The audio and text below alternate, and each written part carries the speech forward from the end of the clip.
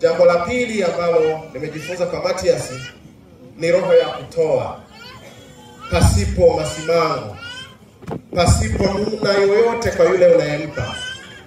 Baba Mzee Makura, unafahamu kama kuna watu ambao wamekula kitimoto cha kulipiwa na Matias, mimi ni mmoja wapo. Kwa kweli yawezekana hata athari nazozipata za tumbo kuwa limekuwa hivi ni kwa sababu ya huyu kijana. Bwana sifiwe sana.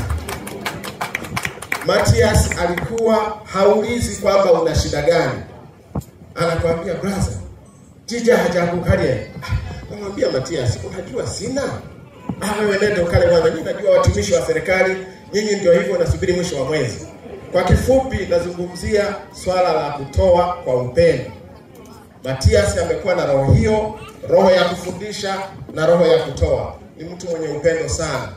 Kwa kweli naomba nimshukuru sana Mzee Makuna alivyomlea kijana wake, na hata hawa wadogo zangu wengine kina George, kina Nestori, kina Isaac na wengine, kwa ujumla wao ni familia ya kutoa. Ndio maana wote tumekusanyika hapa, wengi tumetoka sehemu mbalimbali kusherehekea maisha ya mtoto huyu, kuipa heshima familia hii.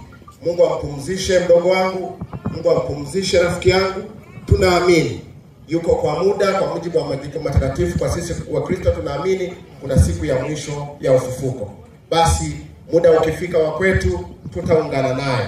Kwa sasa tujifunze maisha yake, maisha ya kutoa, maisha ya kufundisha wengine, maisha ya upole, maisha ya upendo. Bwana asifiwe sana.